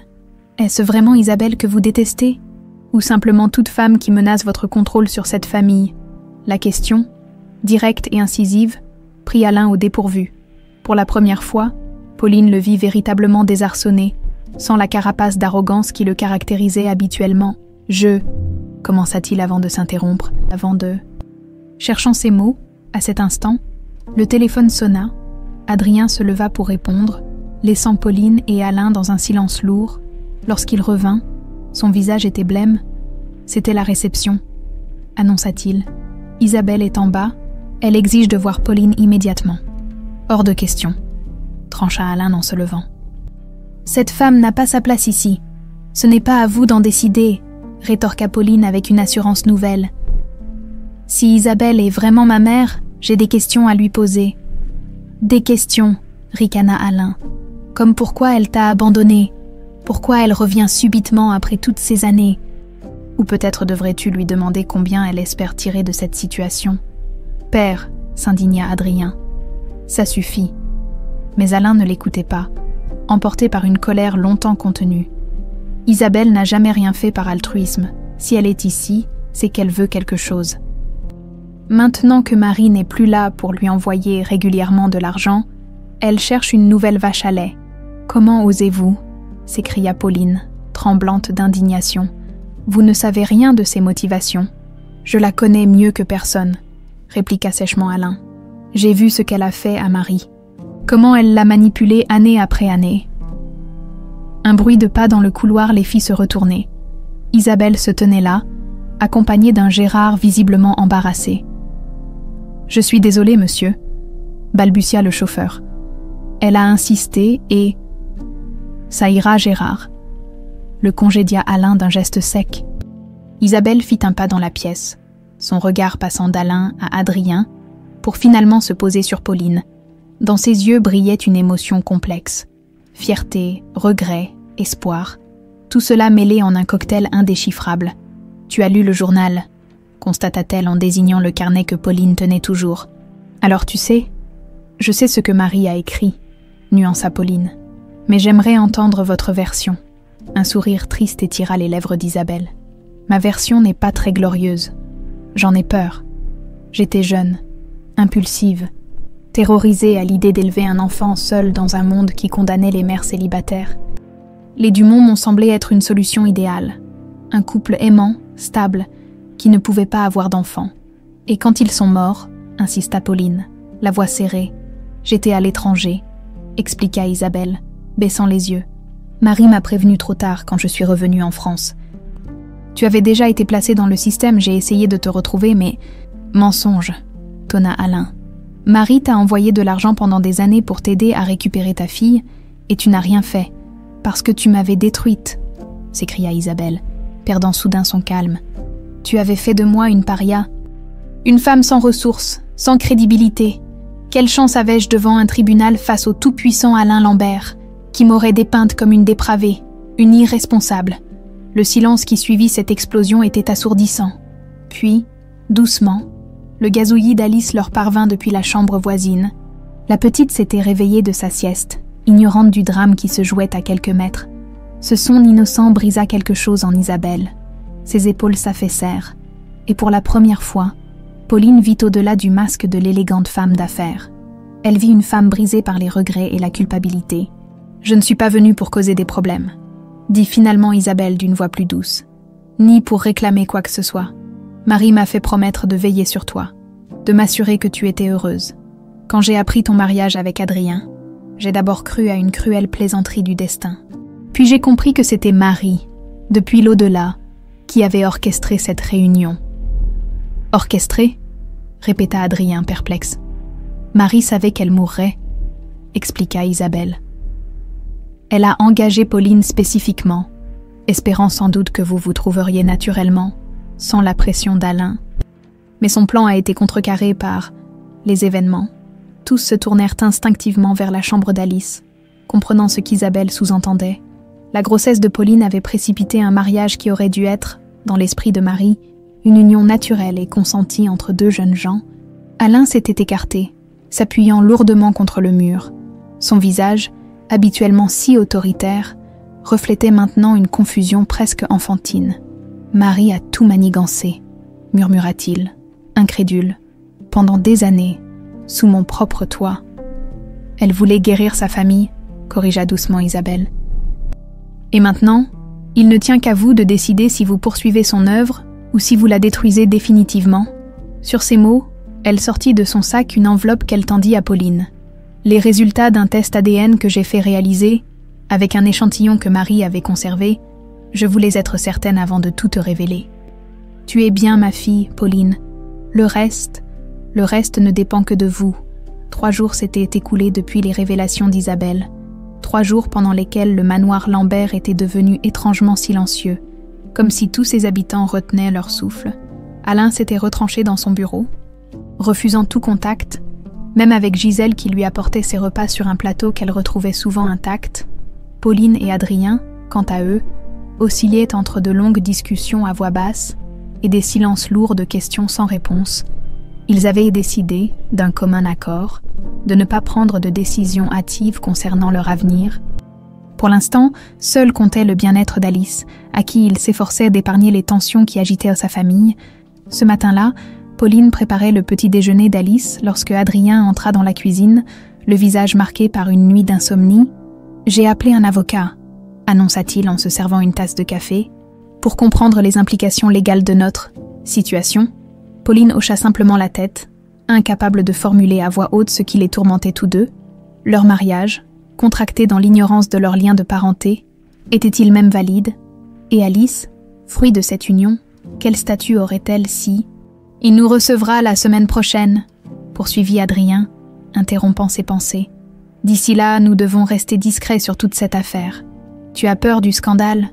demanda doucement Pauline, sans animosité. « Je pense surtout à Alice, » répondit-il en s'approchant de la fillette qui barbouillait joyeusement sa compote sur son bavoir. « Elle ne mérite pas de grandir dans l'ombre d'une controverse. » Pauline acquiesça, touchée par cette préoccupation qui reflétait sa propre angoisse. Quelles que soient les décisions qu'il prendrait, Alice devait être protégée. « As-tu reparlé à Isabelle ?» demanda Adrien après un moment de silence.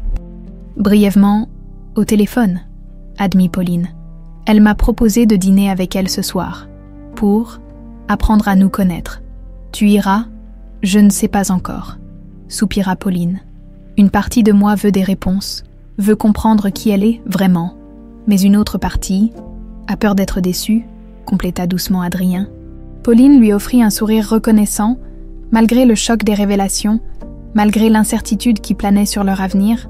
Leur complicité s'était paradoxalement renforcée, comme si face à l'adversité, ils avaient choisi instinctivement de faire front commun. « Et ton père ?» demanda-t-elle finalement. Toujours retranché dans son bureau. « Il en sortira quand il sera prêt », répondit simplement Adrien. « Tu connais sa fierté ?» Pauline médita ces paroles, tout en essuyant le visage barbouillé d'Alice. Oui, elle connaissait la fierté d'Alain Lambert, cette fierté qui l'avait poussée à forcer leur mariage plutôt que d'affronter un scandale. Cette fierté qui l'avait empêché de voir la vérité sous ses yeux pendant des années. Plus tard dans la journée, alors qu'Alice faisait sa sieste, Pauline décida de s'accorder un moment de solitude dans le jardin. L'air frais de juin caressait son visage, tandis qu'elle déambulait entre les massifs de roses soigneusement entretenus par le jardinier. Ces fleurs avaient été la passion de Marie, se souvenait-elle.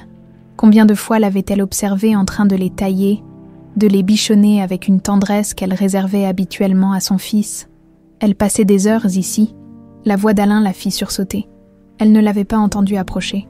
Absorbé dans ses souvenirs, le patriarche se tenait à quelques pas, étrangement diminué dans sa chemise froissée et son pantalon mal ajusté. Pour la première fois, Pauline réalisa qu'Alain Lambert vieillissait.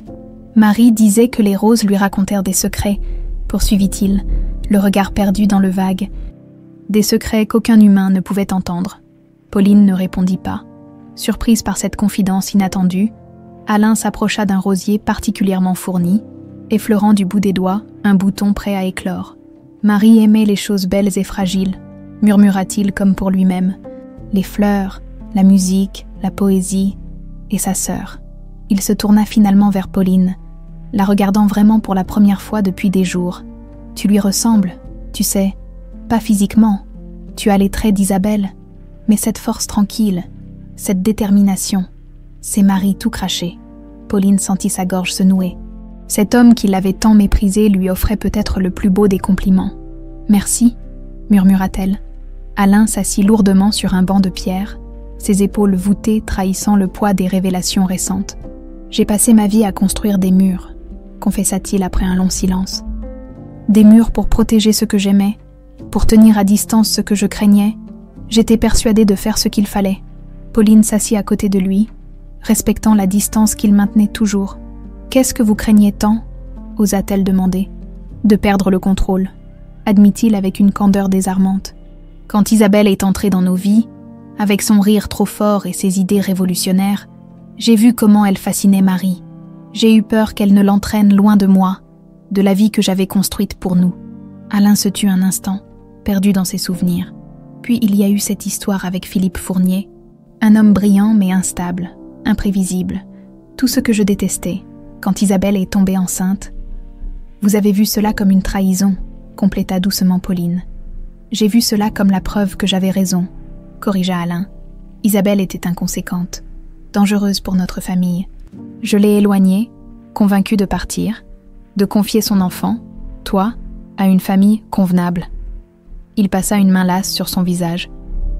Ce que je n'avais pas prévu, c'est que Marie ne me pardonnerait jamais, pas ouvertement. Elle était trop loyale pour ça, mais quelque chose s'est brisé entre nous ce jour-là. Un fossé que je n'ai jamais su combler. Pauline réfléchit à ses confidences inattendues, tentant de réconcilier l'homme autoritaire qu'elle avait toujours connu avec cette version vulnérable qui se dévoilait devant elle. « Et maintenant ?» demanda-t-elle finalement. « Maintenant que vous savez tout ?» Alain leva les yeux vers le ciel, comme s'il y cherchait une réponse. « Je ne sais pas, » avoua-t-il. « Pendant 25 ans, j'ai vécu avec une certitude que je croyais inébranlable. J'étais dans mon droit. J'avais agi pour le bien de ma famille. Et en l'espace de quelques jours, tout s'effondre. » Un cri joyeux attira leur attention. Alice, réveillée de sa sieste, jouait sur la terrasse sous la surveillance d'Adrien. La petite fille sautillait maladroitement, tentant d'attraper un papillon. « Elle a les yeux de Marie », murmura Alain, une douceur inhabituelle dans la voix. La même curiosité insatiable. Pauline observa sa fille avec un mélange de fierté et d'appréhension. Que deviendrait Alice si la vérité éclatait au grand jour? Comment grandirait-elle? Sachant que ses parents étaient cousins, ces questions la torturaient depuis les révélations d'Isabelle. « J'ai pris une décision », annonça soudain Alain, se redressant avec une détermination nouvelle.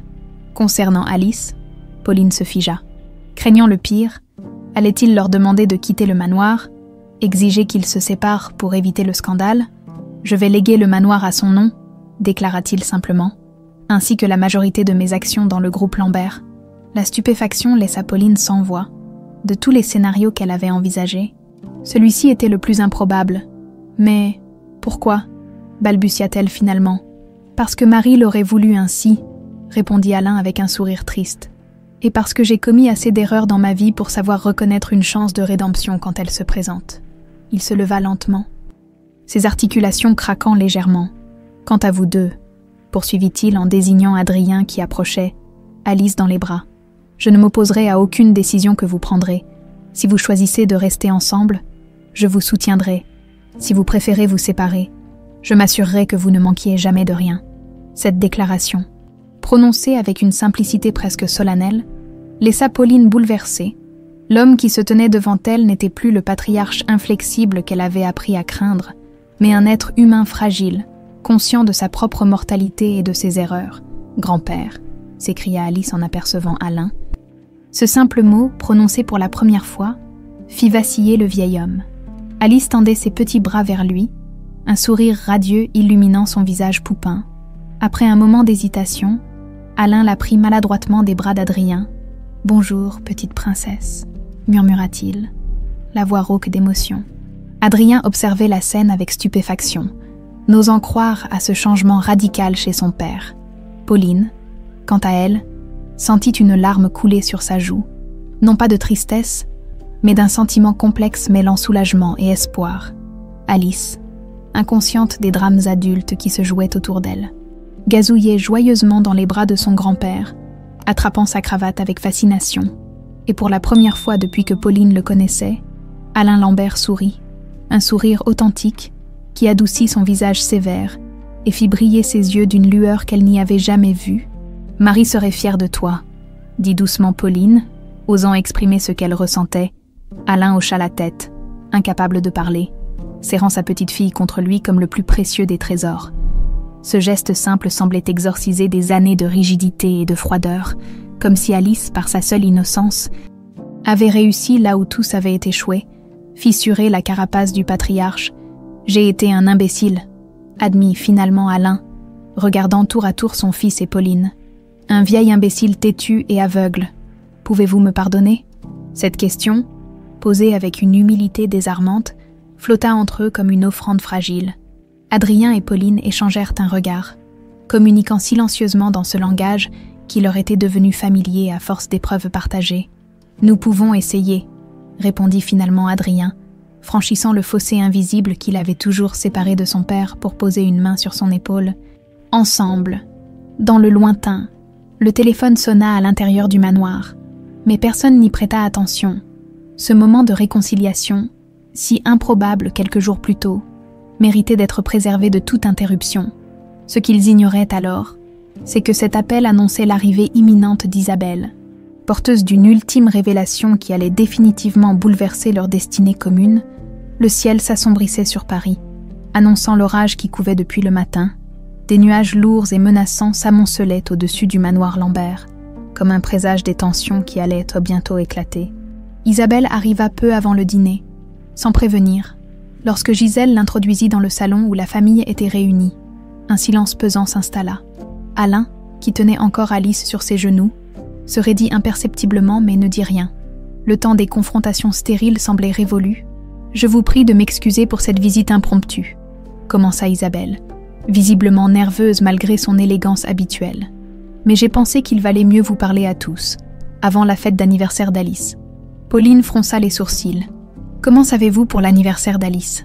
Un sourire triste passa sur le visage d'Isabelle. « Marie me tenait informée de tout, elle m'envoyait des photos, me racontait vos vies, elle espérait qu'un jour, nous serions tous réunis. » Elle s'approcha timidement d'Alice qui l'observait avec curiosité. « Bonjour petite princesse, tu ne me connais pas, mais je suis ta grand-mère. » Alain émit un son étranglé, mais se contint.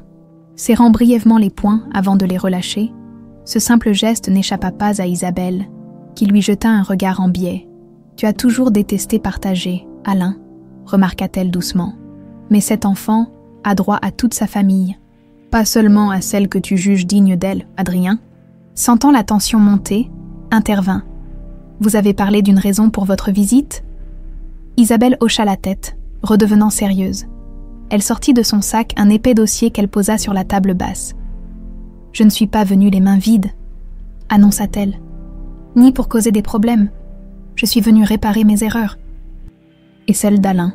Le patriarche se leva, confiant Alice à Pauline, et s'approcha du dossier avec méfiance. « Qu'est-ce que c'est ? » « La vérité complète, » répondit simplement Isabelle. « Des documents que Marie a collectés pendant des années, et d'autres que j'ai obtenus récemment. L'histoire entière de notre famille, et de ses secrets. » Alain ouvrit le dossier avec précaution, comme s'il craignait qu'il n'explose entre ses mains. Il en parcourut rapidement le contenu, son visage passant de la suspicion à la stupéfaction, puis à une pâleur inquiétante. « C'est impossible, » murmura-t-il finalement. « Qu'y a-t-il » demanda Adrien. Alarmé par la réaction de son père, Alain, incapable de répondre, lui tendit une photographie jaunie. Elle montrait une jeune Marie, radieuse, tenant dans ses bras un nourrisson. À ses côtés se tenait Isabelle, à peine plus qu'une adolescente, visiblement épuisée mais souriante. « Le jour de ta naissance, » expliqua doucement Isabelle à Pauline. « Le plus beau et le plus terrible jour de ma vie. Je ne comprends pas, » intervint Adrien perplexe. « Nous savons déjà que vous êtes la mère biologique de Pauline. En quoi cette photo est-elle si bouleversante ?» Alain s'était laissé tomber dans un fauteuil, soudain vieilli de 10 ans. « Regarde la date au dos, » murmura-t-il. Adrien retourna la photo et lut l'inscription à voix haute. « 15 avril 1980. Naissance de notre petit miracle. Que Dieu nous pardonne. » Un silence lourd s'abattit sur la pièce, uniquement troublé par les gazouillis inconscients d'Alice. Ce fut Pauline qui comprit la première. 1980, souffla-t-elle. Mais Isabelle a dit que j'avais été conçue pendant sa liaison avec Philippe Fournier. Or, vous n'avez rencontré Fournier qu'en 1982, compléta Alain, la voix éteinte. 2 ans après ta naissance, tous les regards se tournèrent vers Isabelle qui, pour la première fois, semblait perdre de sa superbe. Elle s'assit lentement, comme si le poids de ce secret trop longtemps porté l'écrasait soudain. « Je vous ai menti », confessa-t-elle finalement. « Philippe n'est pas ton père biologique, Pauline. C'était plus facile à faire croire, plus acceptable que la vérité. »« Qui est mon père, alors ?» demanda Pauline. La voix tremblante, Isabelle prit une profonde inspiration. « Un homme que j'ai aimé brièvement, intensément, et qui ne pouvait absolument pas assumer cette paternité. »« Qui ?» insista Pauline. Le regard d'Isabelle se posa sur Alain, et soudain, une compréhension terrible frappa Adrien. « Non » souffla-t-il, reculant d'un pas. « C'est impossible. J'avais 18 ans, poursuivit Isabelle comme si elle n'avait pas entendu. Alain et Marie traversaient une période difficile. Marie venait de perdre un bébé, leur deuxième enfant après Adrien. Elle était dévastée, recluse dans sa douleur. Et Alain, « Tais-toi », ordonna Alain, mais sa voix manquait de conviction. Alain se sentait impuissant, incapable de l'aider, continua Isabelle, impitoyable. Un soir, après avoir trop bu, il a trouvé du réconfort auprès de moi. Un moment de faiblesse, une erreur que nous avons immédiatement regrettée. La pièce semblait tourner autour de Pauline. L'implication de ces révélations était si monstrueuse, si inconcevable, qu'elle peinait à l'assimiler. « Vous êtes mon père », articula-t-elle finalement, fixant Alain avec incrédulité. Le patriarche, effondré dans son fauteuil, ne pouvait soutenir son regard. « Je l'ignorais », murmura-t-il. « Je te jure que je l'ignorais. » Isabelle a disparu peu après. Cette nuit-là, quand elle est revenue, des mois plus tard, elle m'a affirmé avoir fait une fausse couche. « Une fausse couche », répéta Pauline, incrédule. « Et vous l'avez cru ?» Il voulait me croire, intervint doucement Isabelle. C'était plus facile pour tout le monde. Marie venait de perdre un enfant. Elle était si fragile. Le tonnerre gronda au loin, écho approprié au chaos émotionnel qui régnait dans la pièce. Alice, effrayée par le bruit, se mit à pleurer. Pauline la serra instinctivement contre elle, cherchant autant de réconfort qu'elle en donnait. « Si ce que vous dites est vrai », articula lentement Adrien. « Alors Pauline n'est pas la nièce de Marie, mais sa belle-fille, et elle n'est pas ma cousine, mais ta demi-sœur », acheva Isabelle. Le choc de cette révélation laissa tout le monde sans voix. Alice pleurait toujours, ses sanglots résonnant comme une accusation dans le silence pesant. Marie a fini par deviner, reprit Isabelle après un moment. Elle a compris, en te voyant grandir, Pauline, certains traits, certaines expressions. Et puis, il y avait cette intuition que seule une femme qui a perdu un enfant peut avoir. Elle savait, s'étrangla Alain. Elle m'a confrontée il y a 5 ans, confirma Isabelle. Juste avant de tomber malade, au lieu de me haïr, comme je m'y attendais, elle m'a remerciée, répéta Pauline, incrédule. Elle a dit que d'une certaine façon, j'avais préservé l'enfant que la vie lui avait repris, que même si elle ne pouvait pas te reconnaître ouvertement comme sa fille, elle veillait sur toi comme si tu l'étais. C'est pourquoi elle t'a fait venir au manoir dès qu'elle a appris sa maladie. Dehors, la pluie commençait à tomber, martelant les vitres avec une violence croissante. Alain se leva brusquement et se dirigea vers le bar, se servant un verre d'une main tremblante. « Pourquoi nous révéler tout cela maintenant ?» demanda-t-il après avoir bu une longue gorgée. « Quel intérêt de déterrer ce passé, sinon pour détruire ce qui reste de notre famille ?» Isabelle sortit une dernière enveloppe du dossier. « Parce que Marie me l'a demandé, dans sa lettre d'adieu, elle m'a fait promettre de révéler la vérité si jamais Pauline et Adrien devaient un jour s'aimer, » compléta doucement Pauline. Comprenant enfin, Marie voulait s'assurer que nous ne vivrions pas dans le mensonge. Elle ne pouvait pas prévoir votre mariage forcé, précisa Isabelle, mais elle craignait qu'un jour, le hasard ne vous réunisse. Elle voulait vous protéger d'une relation qui, bien qu'ignorée de tous, serait incestueuse.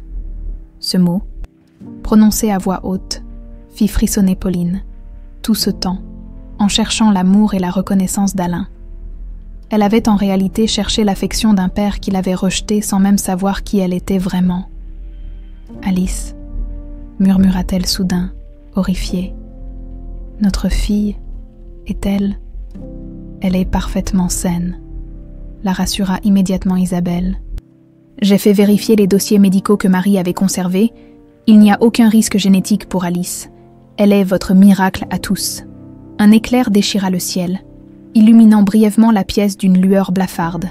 Dans cette clarté fugace, Pauline croisa le regard d'Adrien, un regard empreint de confusion, de douleur, mais aussi d'une étrange détermination. « Ça change tout », articula-t-il lentement. « Et ça ne change rien. Comment peux-tu dire cela ?»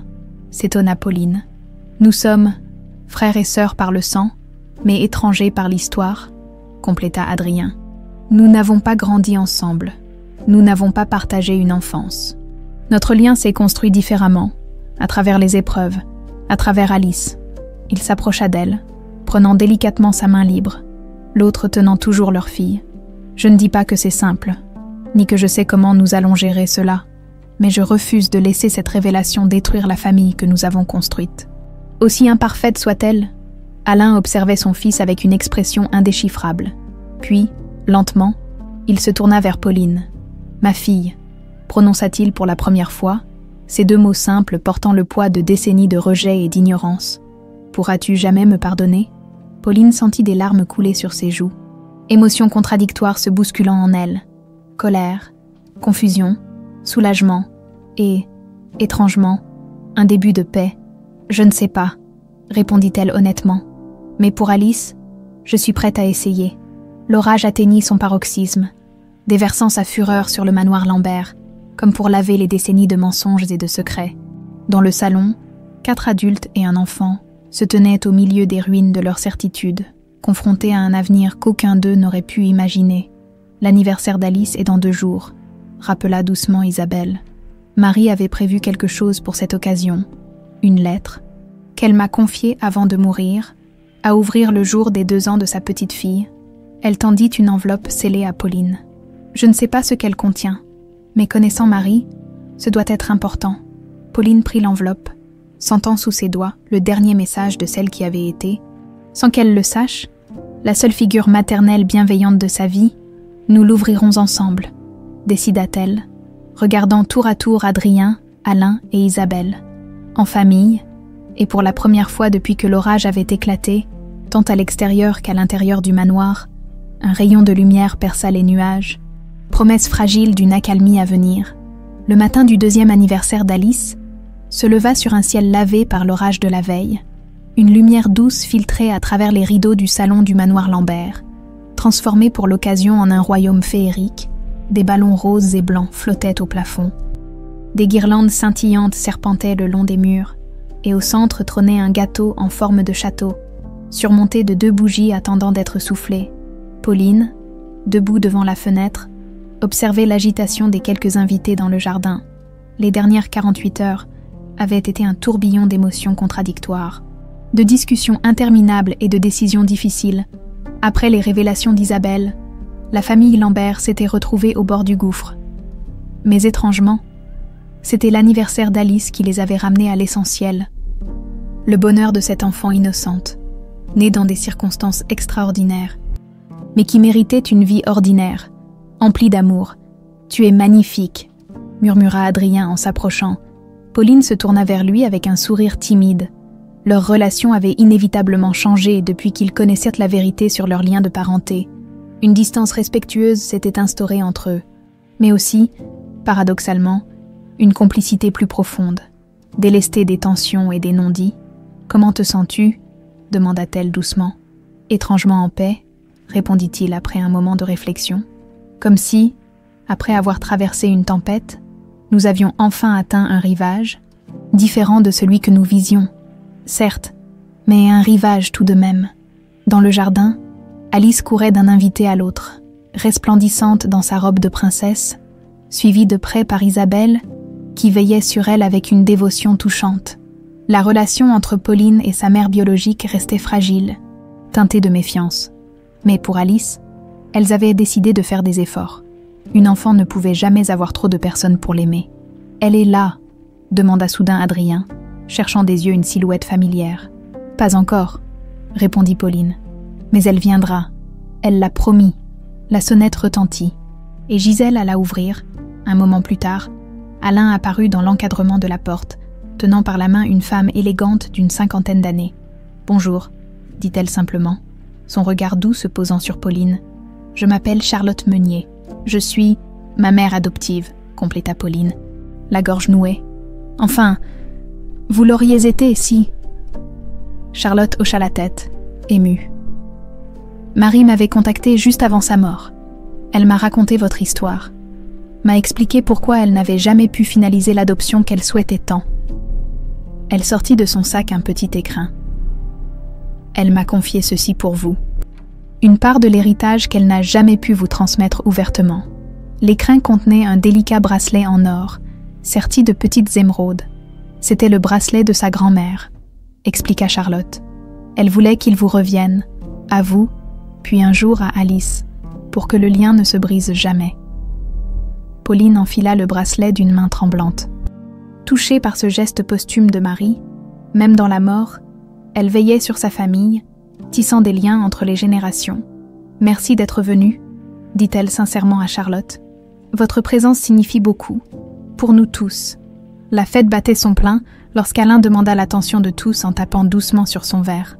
Le patriarche, visiblement ému mais déterminé, se plaça au centre du salon. « Il y a 2 ans, » commença-t-il. « Une petite fille est née dans des circonstances que je jugeais alors regrettables. » Un sourire sans joie passa sur son visage.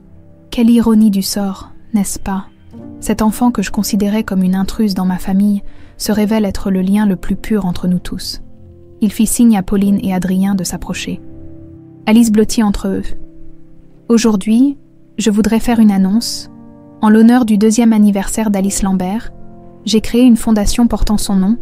La fondation Alice Lambert sera dédiée aux enfants orphelins et aux mères célibataires en difficulté, offrant des bourses d'études et un soutien concret à ceux que la société juge trop facilement. Des murmures approbateurs parcoururent l'assemblée. Isabelle, dans un coin de la pièce, essuya discrètement une larme. Par ailleurs, poursuivit Alain, j'ai décidé de prendre ma retraite. Le groupe Lambert sera désormais dirigé conjointement par Adrien et Pauline, avec l'aide précieuse de Philippe Fournier dont l'expertise nous sera inestimable. Cette annonce provoqua une vague de stupéfaction.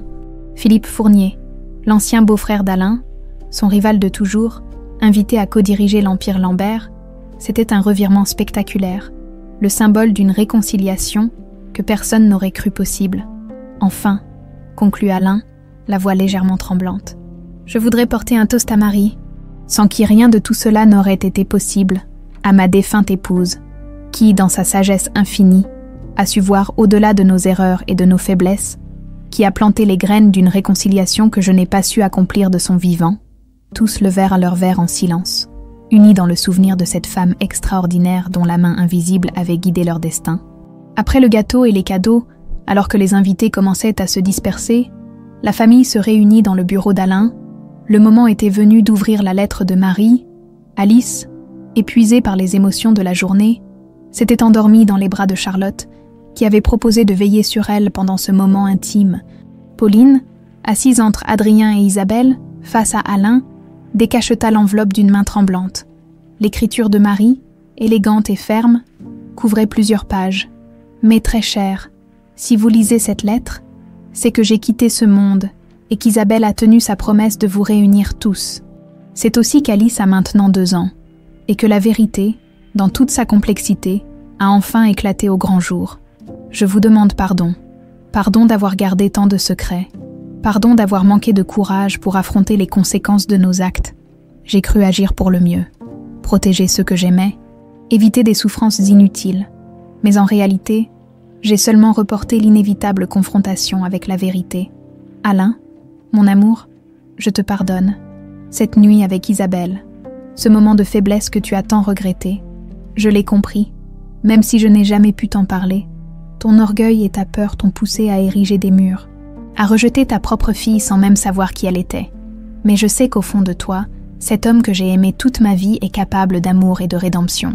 Isabelle, ma sœur, je te pardonne aussi, ta jeunesse, ta vulnérabilité, les circonstances de cette nuit, tout cela t'absout à mes yeux. Tu as fait ce que tu as pu pour Pauline, avec les moyens dont tu disposais. Je ne t'ai jamais jugé, seulement aimé, comme on aime une part de soi-même. Pauline, ma nièce, ma belle-fille, mon enfant par le cœur, combien j'aurais aimé te serrer dans mes bras et te dire la vérité. Te voir grandir de loin a été à la fois mon plus grand bonheur et ma plus grande douleur. Sache que je t'ai aimé dès l'instant où j'ai posé les yeux sur toi. Ce jour d'avril 1980, tu étais si petite, si parfaite. Le reflet vivant de l'enfant que j'avais perdu quelques mois plus tôt. Adrien, mon fils adoré, tu as toujours eu cette sensibilité, cette capacité à voir au-delà des apparences. Tu as aimé Pauline malgré les circonstances de votre union. Tu as aimé Alice inconditionnellement. Aujourd'hui, je sais que la vérité sur ton lien avec Pauline doit être un choc terrible. Mais n'oublie pas, l'amour que vous avez construit, bien que né dans l'ignorance, n'en est pas moins réel. Quant à ma petite Alice, ce miracle né de tant de hasards et de destinées entrecroisées, dites-lui un jour la vérité, pas maintenant, bien sûr, mais quand elle sera en âge de comprendre, ne lui cachez rien, car les secrets sont des poisons qui corrodent les âmes à petit feu, qu'elle sache qu'elle est aimée, qu'elle est le fruit non pas de la honte, mais de l'espoir, qu'elle est la preuve vivante que même des chemins tortueux peuvent mener à la lumière. Je vous laisse avec une dernière pensée. La famille n'est pas seulement une question de sang, c'est un choix que l'on fait chaque jour, une promesse renouvelée de s'aimer malgré les erreurs et les blessures. Avec tout mon amour, Marie. Un silence recueilli suivit cette lecture. Pauline replia soigneusement la lettre, la serrant contre son cœur comme un talisman. Elle savait tout, murmura Alain, brisé par les mots de sa défunte épouse. Tout ce temps, et elle nous a aimés quand même, compléta Isabelle. Les yeux brillants de larmes, tous. Adrien prit la main de Pauline dans la sienne. Un geste fraternel, empreint d'une tendresse nouvelle, différente de celle qu'ils avaient connue, mais tout aussi profonde. « Que faisons-nous maintenant » demanda-t-il doucement. « Nous honorons sa mémoire », répondit Pauline avec une détermination tranquille. « Nous élevons Alice dans l'amour et la vérité. Nous reconstruisons cette famille, différemment, mais ensemble. » Alain se leva et s'approcha de la fenêtre. Dans le jardin, sous le soleil déclinant, Charlotte poussait Alice sur la balançoire, les rires cristallins de l'enfant s'élevant dans l'air du soir. « Marie avait raison, dit-il finalement. La famille est un choix, et je choisis de réparer ce que j'ai brisé. » Il se tourna vers Pauline, tendant une main hésitante vers elle. « Ma fille » prononça-t-il, ces deux mots chargés d'un poids immense. Pauline hésita un instant, puis accepta ce geste de paix.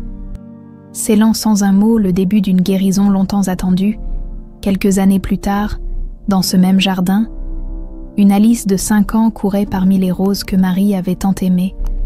Pauline, assise sur un banc aux côtés d'Adrien, l'observait avec un mélange de fierté et d'émerveillement. Leur relation avait évolué vers une complicité fraternelle profonde. Un lien unique forgé dans l'adversité et la vérité. Alain, vieilli mais apaisé, jouait aux échecs avec Isabelle sous la tonnelle, leur rivalité d'antan transformée en un respect mutuel teinté d'une affection réticente. Charlotte, devenue une présence régulière au manoir, tressait des couronnes de fleurs avec Alice, perpétuant ainsi la mémoire de Marie à travers ses gestes tendres. « Regarde » murmura Adrien en désignant un papillon qui venait de se poser sur l'épaule d'Alice. Marie aurait aimé ce moment. « Elle est là » répondit simplement Pauline, son bracelet aux émeraudes scintillant au soleil. Dans chaque rire d'Alice, dans chaque rose qui fleurit, dans chaque lien qui nous unit, elle n'est jamais vraiment partie. Et tandis que le soleil descendait lentement sur le manoir Lambert, baignant la scène d'une lumière dorée, le papillon s'envola vers le ciel, messager silencieux entre le présent et l'au-delà, entre ceux qui restaient et celles qui, par-delà la mort, avaient su réunir une famille brisée par les secrets,